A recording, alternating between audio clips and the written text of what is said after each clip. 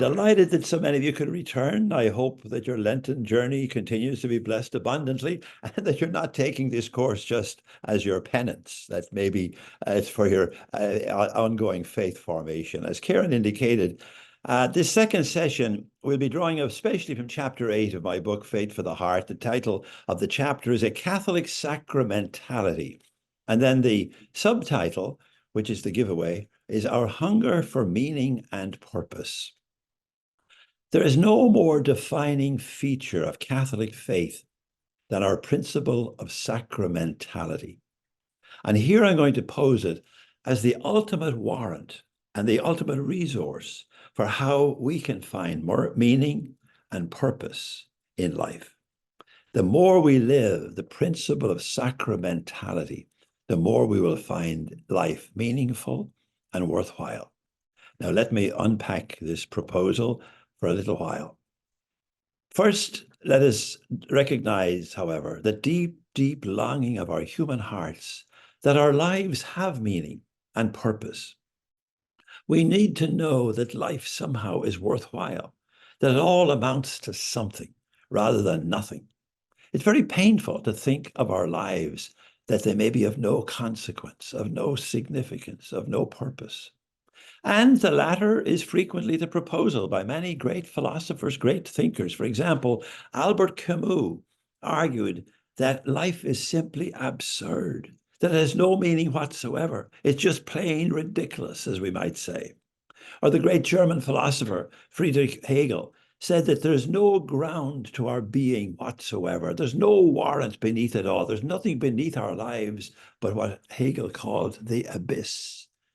The abyss, just devoid of meaning or worthwhile purpose. Or you think of the words that Shakespeare put on the lips of Macbeth, that life is but a walking shadow, a poor player that struts and frets his hour upon the stage.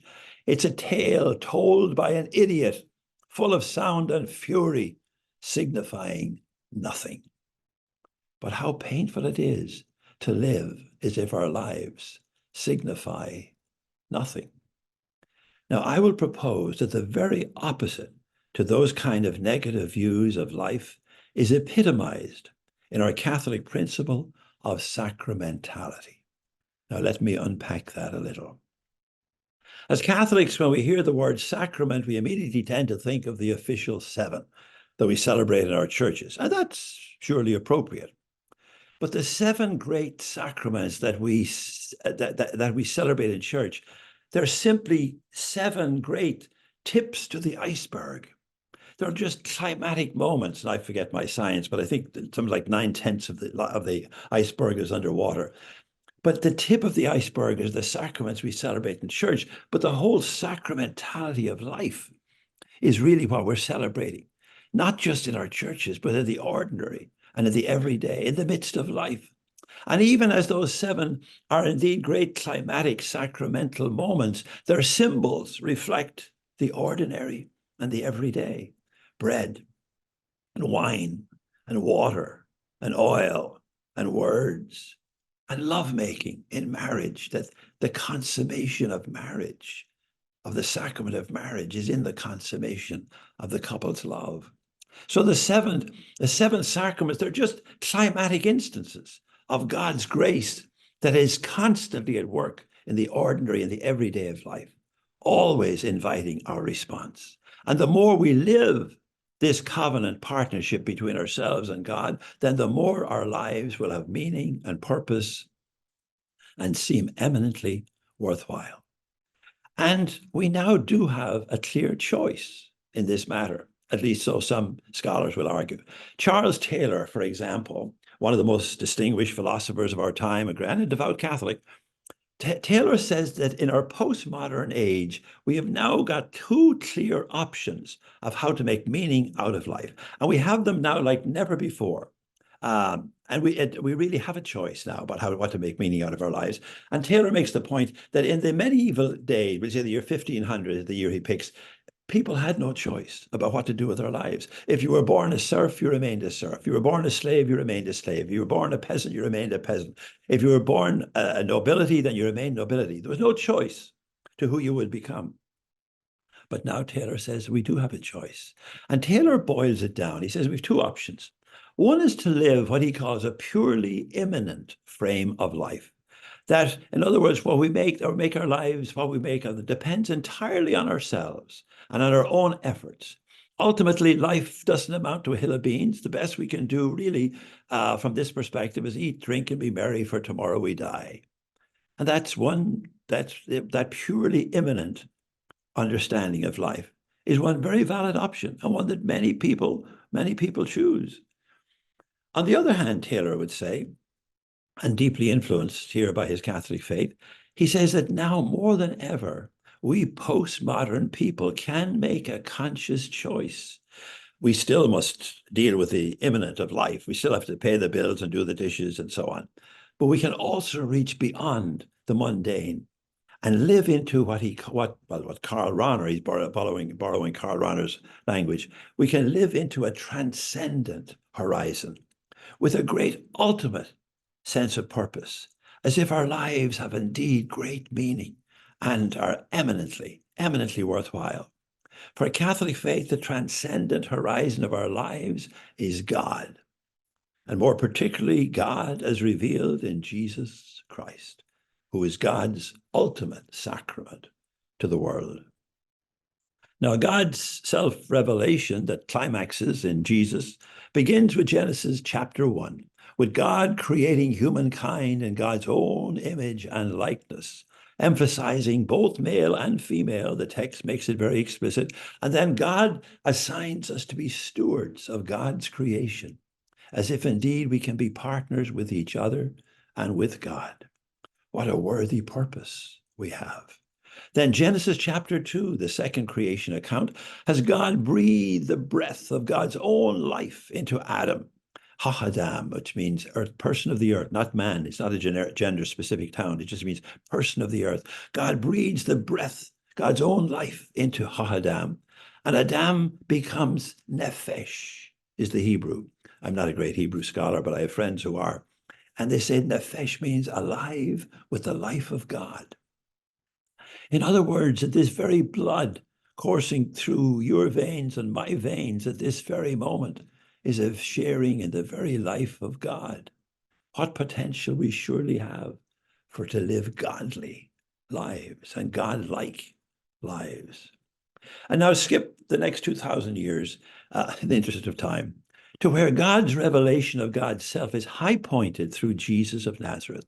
And it culminates, I believe, and many other scholars do too, in First Epistle of John, chapter 4, verse 7 and the following, where it simply says, it's out of these 2,000 years of revelation. It summarizes it all in 3 words. God is love. And then that chapter 4 of First John goes on and said, not only that God is love, but that God is in love with us. And Jesus makes clear that our God is not simply a transcendent God. Aristotle thought God is totally transcendent, and that God made everything and threw it out into eternity and then went home and left us to our own devices, a God only of the heavens. But the psalmist makes clear, and Jesus made clear, that yes, indeed, God is a God of the heavens, but also a God of the earth.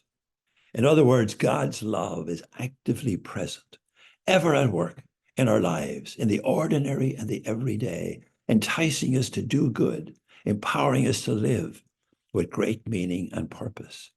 And it is significant that we name this divine empowerment as grace. We call it grace, from the Latin gratia, which means for free, that God's love for us is total gift, whether we deserve it or not. We don't have to earn God's effective love, but we do have to use it.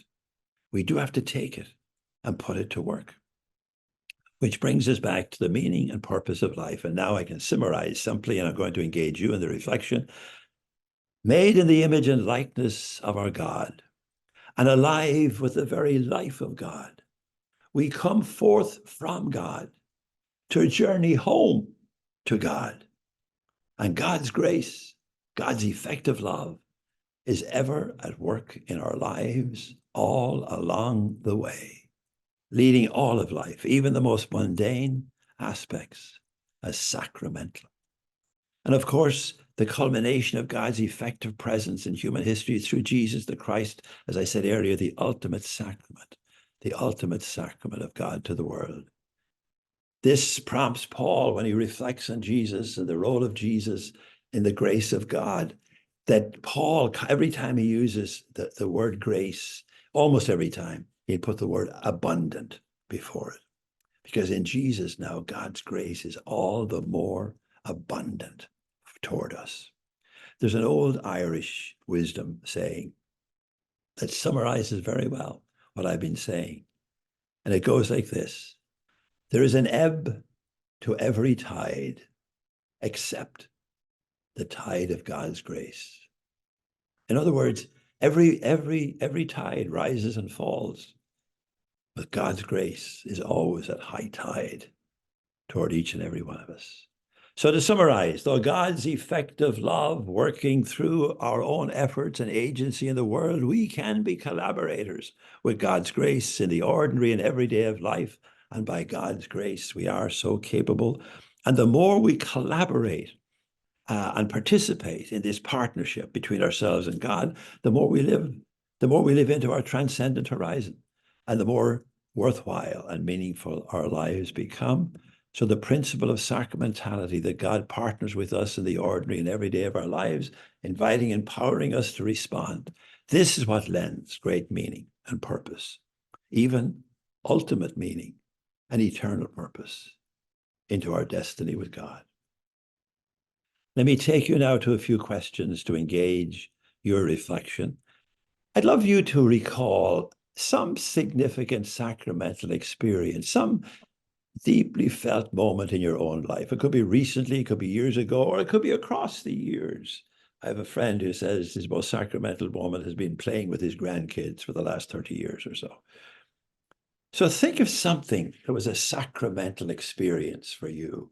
Just recall it, look at it, name it, maybe put a name on it, and just dwell in the memory of it. Some moment of grace from across the years that stands out now when I pose my question.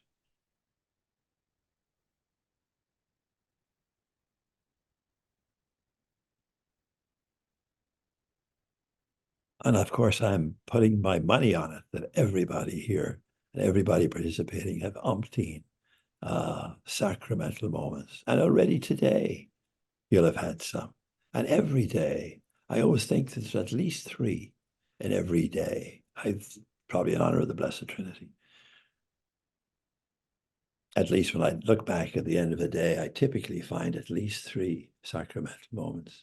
And now my question to you is, how can you deepen your sacramental consciousness to enrich your everyday life and faith? You know, we Catholics, we talk about sacraments, and sacramentality an awful lot, but I think we have a long way to go, especially when we just confine sacramentality to our churches. As I said, they're just simply the high points.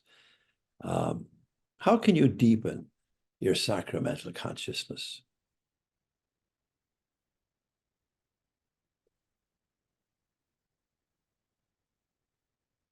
Write down whatever good wisdom occurs to you, because it'll be the most important wisdom of the day.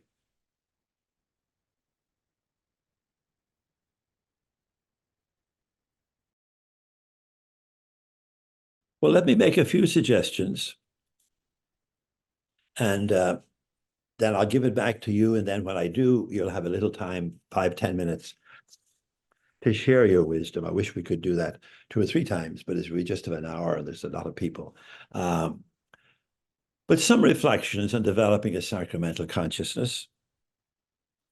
So what I've said repeatedly already, God is ever present.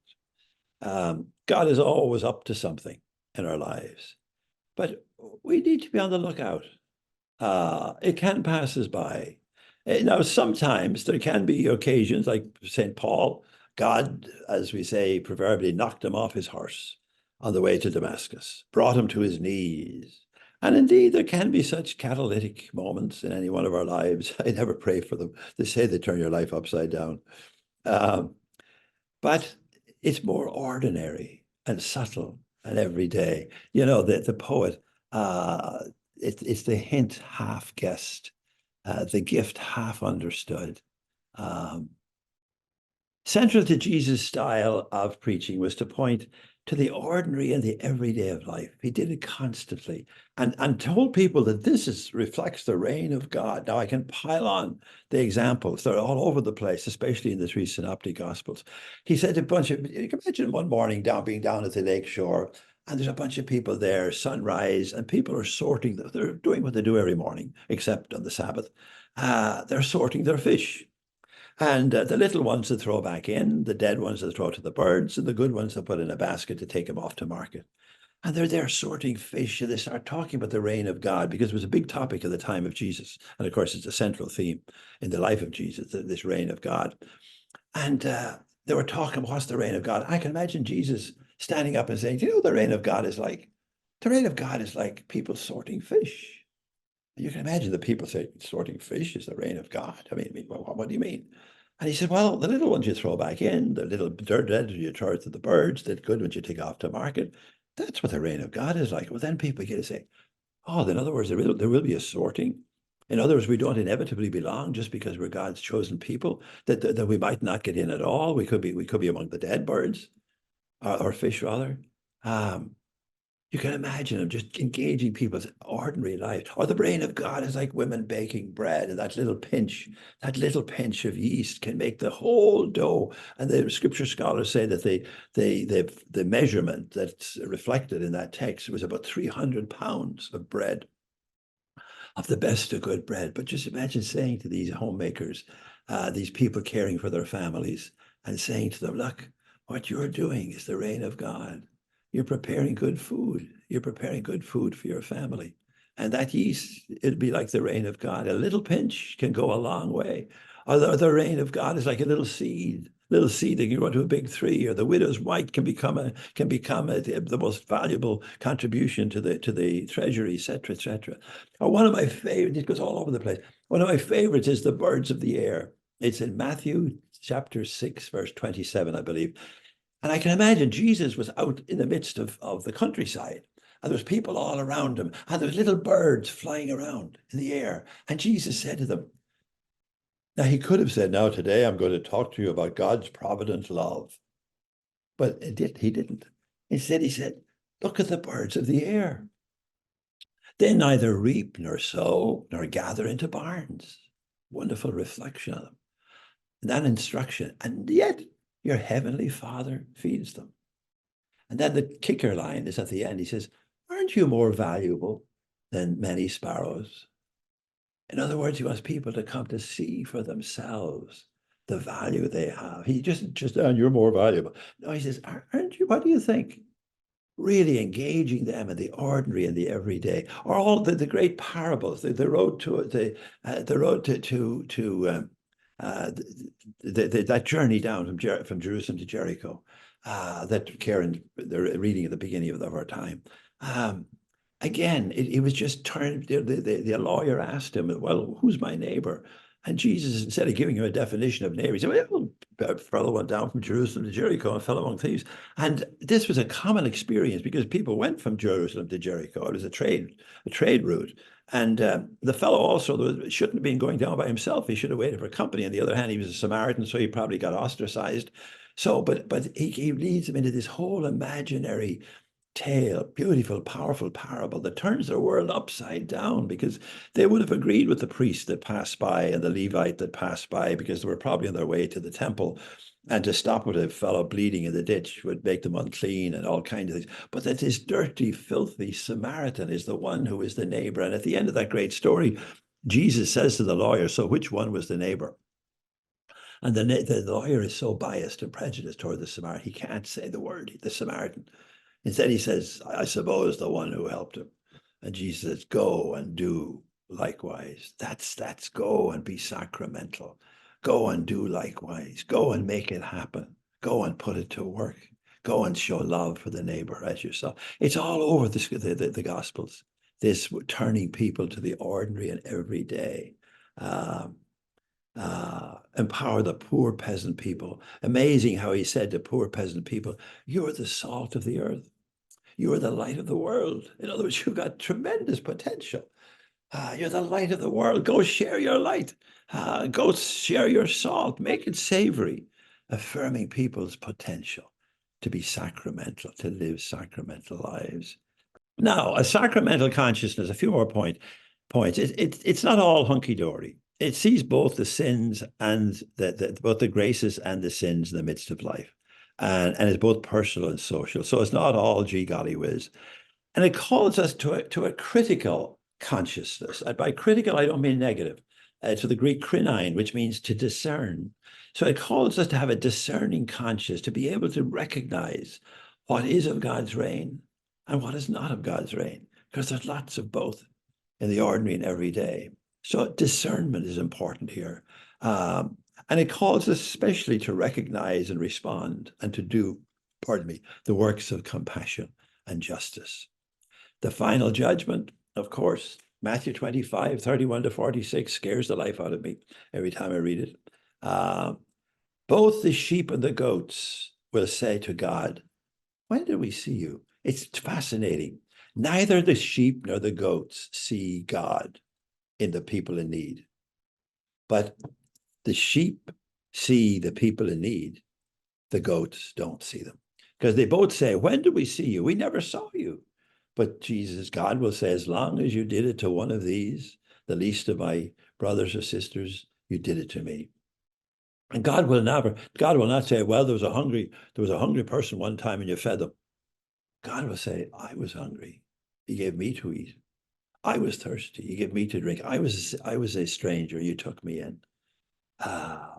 It's powerful how this responding to it. Did we see? Did we respond?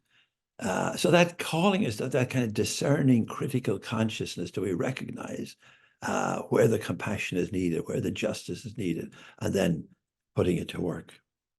Now, you might say, Tom, that all sounds so positive. How about, you slid by Genesis chapter 3. Genesis 1, we're all made in the image and likeness of God. Genesis 2, we're alive by the life of God. But how about Genesis 3, the fall, Adam and Eve, original sin? And nobody takes that or very few scholars would take that story literally anymore. And yet it reflects something about that we're far from perfect. And we have a tremendous capacity. We have tremendous capacity for sin. There's no doubt about it. But on the other hand, sin is always contrary to our true meaning and purpose. Sin never fulfills our meaning in life or our purpose in life. It's always good. It does that. So indeed, we're capable, but by God's grace, we're not doomed to sin. We're not programmed to sin. There's some traditions in the Christian church that would make it sound as if we're nothing, Jonathan Edwards, we're nothing but sinners in the hands of an angry God. But Karl Rahner would say, no, we're good people in the hands of a loving God. That's who we are. That's our Catholic perspective on life. I'll come back to that in our third session together. And I always go back to Paul. He says, well, yeah, sin abounds. Romans chapter 5. Sin abounds, but in Jesus Christ, grace abounds all the more. So we have the capacity, we have the potential to do a great good, to make a great difference in life. The seven sacraments, well, as I said already, they're the most effective mediations of God's grace.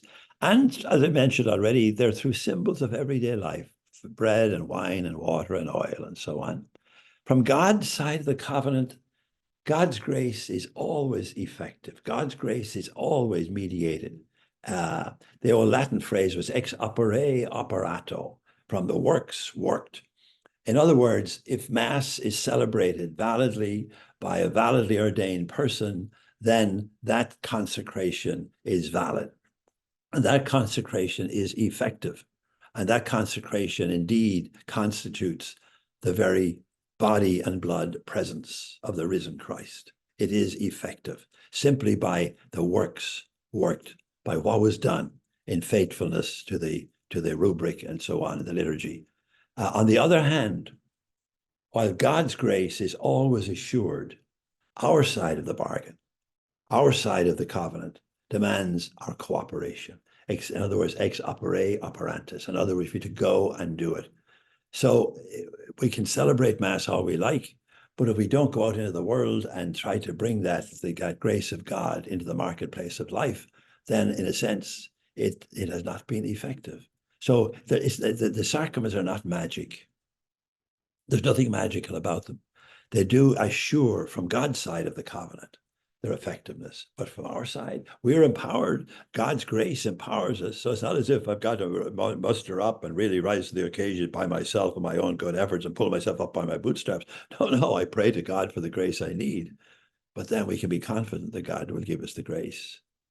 And then we're recipients, we're celebrants, and then we must take this grace and put it to work. Otherwise, it's a lost grace. I often think that the old Catholic theology of nature and grace is one of my favorite aspects of my beloved faith, because it makes the more sense. In nature and grace, it's how Aquinas talked about it, and lots of other great theologians besides Julian of Norwich and all kinds of good men and women. But grace is God's side, nature is our side. And our conviction is that it takes both. It's God's grace working through our nature. And I often think people in recovery programs, are the ones who get this right, and most obviously, because they'll tell you that it's a heck of a struggle to stay off the booze or the drugs or whatever their addiction might be. And that they have to go to meetings and they can't take a job in a bar, and they'll be very careful of the company they keep. There's a huge effort to be made. And yet they make that effort by the grace of God. It's only with the help of higher power, as the 12 steps emphasize, that they'll have that kind of, that they can stay dry or clean or whatever it is that powerful combination, partnership of nature and grace. It's available to all of us. The more we respond to God's grace, the more life becomes meaningful and worthwhile for us and for the life of the world. Let me bring you back into the conversation. I think we've got good time left. That was a lot of rambling. But just for a moment, pause and ask, how might deepening your own sacramental consciousness, how might it enrich your everyday life, especially the Mondays, the ho-hum, the hum-drum times? We talk a good talk, but do we walk the walk as Catholic Christians by way of this sacramental consciousness? As I said, it's the defining, one of the great deep defining aspects of the tradition.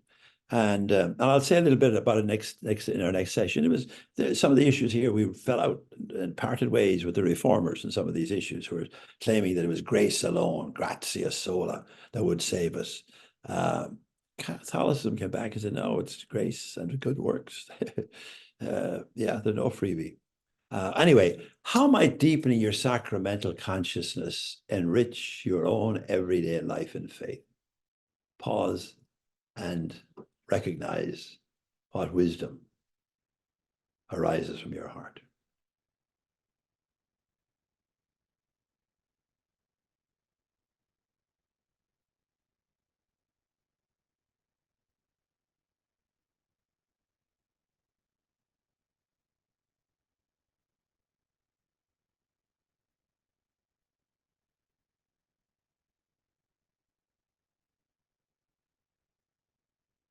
Imagine, this is a similar type of question, but it just is more focused. But imagine a particular practice that would deepen your sacramental consciousness. In the last 2 or 3 minutes of our time together, I will make a few practical suggestions or ones that I have found helpful.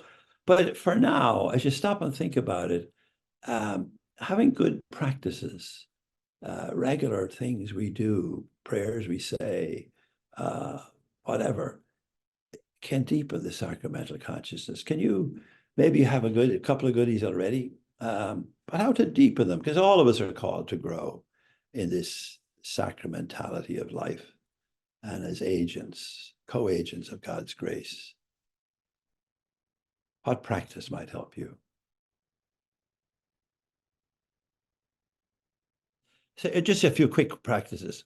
And you've heard all this before. My goodness, of course you have. And yet sometimes it's helpful to hear it again. The morning offering, I think, is still a great practice where you turn your thoughts to God to begin your day. You awaken your sense of God's presence. You ask for the graces you need, whatever. But some kind of a turning toward God at the beginning of the day can then permeate the whole ball of wax.